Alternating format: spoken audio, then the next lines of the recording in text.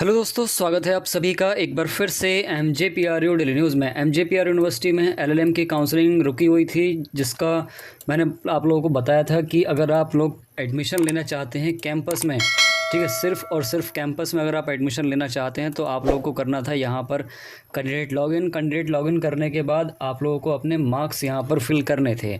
ठीक है, अगर आप लोगों ने मार्क्स फिल किए होंगे तो सभी स्टूडेंट को ईमेल गया है एक, और जो ईमेल गया है LLM की काउंसलिंग के लिए वो कुछ इस तरीके का ईमेल गया होगा। आप लोगों ने अगर अभी तक नहीं चेक किया है तो इसको ज़रूर चेक करें अपनी ईमेल आईडी में, जो ईमेल आईडी अपने फॉर्म भरने के टाइम में यूज़ की थी।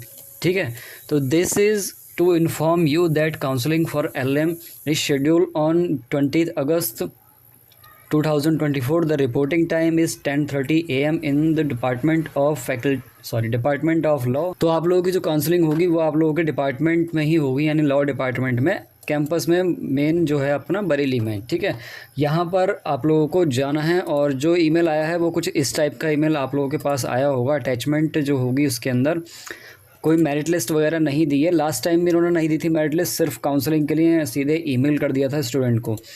तो ये है आपका वो डॉक्यूमेंट, वो अटैचमेंट जो दी हुई है आप लोगों के ईमेल में। अगर आप लोगों का ईमेल में ये नहीं है तो ईमेल का जो एक फ़ोल्डर होता है स्पैम वाला, यहाँ पर आप देख सकते हैं, ये मोर पे क्लिक करेंगे, यहाँ पर ये स्पैम वाला फ़ोल्डर आप ज़रूर चेक करें, क्योंकि यहाँ पर भी आप लोगों की ईमेल आई हुई हो सकती है।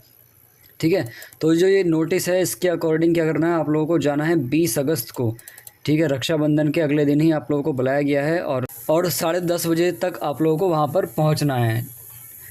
यहाँ पर जब आप लोग जाएंगे तो अभी सिर्फ होगी आप लोगों की काउंसलिंग में क्या होगा कि आप लोगों के जो मार्क्स वगैरह आए होंगे वो चेक करेंगे, डॉक्यूमेंट वेरिफिकेशन होगा, बस इतना सा। और उसके बाद 4 से 5 दिन के लिए आपको टाइम दे दिया जाएगा कि आप 4 से 5 दिन के अंदर अपनी फ़ीस जमा कर दो।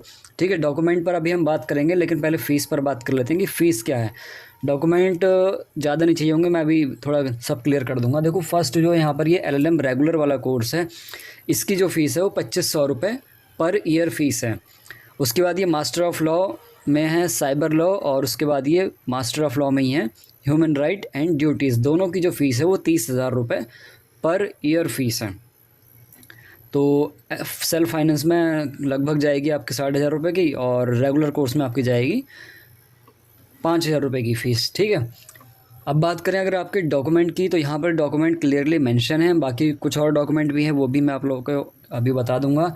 फर्स्ट ऑफ ऑल आप लोगों के पास आप लोगों का जो कास्ट सर्टिफिकेट है वो होना चाहिए। उसके साथ ही आप लोगों की LLB की जो डिग्री है वो आप लोगों के पास होनी चाहिए। LLB हो या BLLB हो, दोनों में से जो भी आप लोगों के पास होना चाहिए। और इंटरनेट वाली अगर मार्कशीट है तो उससे भी काम चल जाएगा, यही ज़रूरी नहीं है कि ओरिजिनल मार्कशीट ही आप लोगों के पास हो। उसके बाद वेटेज मार्क्स के लिए आप लोगों ने जो भी डॉक्यूमेंट यूज़ किया है, चाहे NSS लगाया हो, NCC लगाया हो, या कोई और स्पोर्ट्स का सर्टिफिकेट अगर आपने यूज़ किया है तो वो ओरिजिनल फॉर्मेट में होना चाहिए। और उसके साथ ही OBC के जो स्टूडेंट हैं और उन लोगों ने अगर नॉन क्रीमी लेयर और क्रीमी लेयर वाला का सर्टिफिकेट बनवा रखा था वो भी चाहिए। EWS का अगर आप लोगों ने रिजर्वेशन यूज़ किया है तो वो भी आप लोगों को ज़रूर लेकर जाना पड़ेगा, ओरिजिनल भी और फोटोस्टेट भी। बाकी आप लोगों की सभी मार्कशीट जाएंगी, हाई स्कूल से लेकर आप लोगों ने LLB डिग्री तक जितने भी मतलब डिग्रियाँ इकट्ठी की हैं, जितनी मार्कशीट इकट्ठे की हैं, उन सभी की फ़ोटोकॉपी जाएगी, ओरिजिनल फॉर्मेट भी जाएगा। ठीक है, तो इन शॉर्ट मैं बताऊं कि यहाँ पर आप लोगों की जितनी भी मार्कशीट हैं वो जाएंगी, इनकम सर्टिफिकेट जाएगा, कास्ट सर्टिफिकेट जाएगा, डोमिसाइल सर्टिफिकेट, और आप लोगों का जो यूनिवर्सिटी का एंट्रेंस एग्जामिनेशन फॉर्म है वो जाएगा, और जो रिज़ल्ट आया है आप लोगों का एंट्रेंस का वो भी जाएगा। ठीक है, ये सारे ज़रूरी डॉक्यूमेंट है जो आप लोगों को लेकर जाने हैं। उसके साथ ही 4-5 फ़ोटो आप लेकर जाएँ, और आधार कार्ड, पैन कार्ड, जो भी आप लोगों के पास फ़ोटो ID हो वो ज़रूर लेकर जाएं। ठीक है, जिन भी डॉक्यूमेंट की ओरिजिनल कॉपी है वो ज़रूर लेकर जाएं। ठीक है, सिर्फ़ और सिर्फ LLB की डिग्री को या फिर LLB की मार्कशीट को वो इंटरनेट वाला मान लेंगे, लेकिन बाकी सारे डॉक्यूमेंट को वो इंटरनेट वाला नहीं मानेंगे। एक पर्टिकुलर टाइम में वो आप लोगों को टाइम देंगे कि आप लोगों को उस डेट में आपका डॉक्यूमेंट सबमिट करना है। ठीक है, अब बात करें आप लोगों के गैप के सर्टिफिकेट की, तो कुछ स्टूडेंट का यहाँ पर गैप है।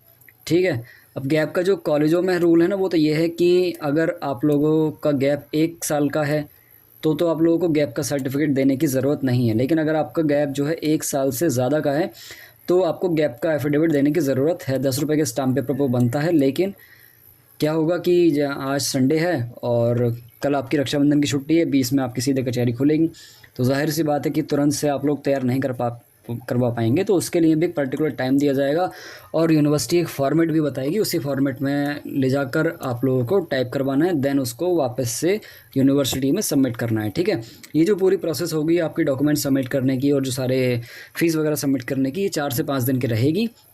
यानी 20 के बाद आपको 25 अगस्त तक का टाइम यहाँ पर मिलने वाला है, ताकि आप अपने सारे डॉक्यूमेंट वगैरह, सारे जो फ़ीस वगैरह है वो सब क्लियर कर सकें, उसके बाद अपना एडमिशन कंफर्म कर सकें। ठीक है, तो यहाँ पर जो मेल आया होगा मैं फिर से आप लोगों को बता रहा हूँ, मतलब आपने रैंक क्या है आपकी, उससे कोई मैटर नहीं कर रहा। यहाँ पर अगर आप लोगों ने कैंडिडेट लॉगिन करके अपने मार्क्स फिल किए हैं तभी आप लोगों के पास ईमेल आया होगा। ठीक है, बाकी और इन्फॉर्मेशन जैसी हमारे पास कुछ आती है तो हम अपने टेलीग्राम ग्रुप से आप लोगों को इन्फॉर्म कर देंगे, जिसका लिंक मैंने नीचे कमेंट में दिया हुआ है। ऐसी और इन्फॉर्मेशन के लिए हमारे साथ जुड़े रहें, और कुछ इन्फॉर्मेशन अगर बताने से रह गई है तो मुझसे कमेंट में पूछ सकते हैं। चलिए फिर मिलते हैं नेक्स्ट किसी इन्फॉर्मेटिव वीडियो में।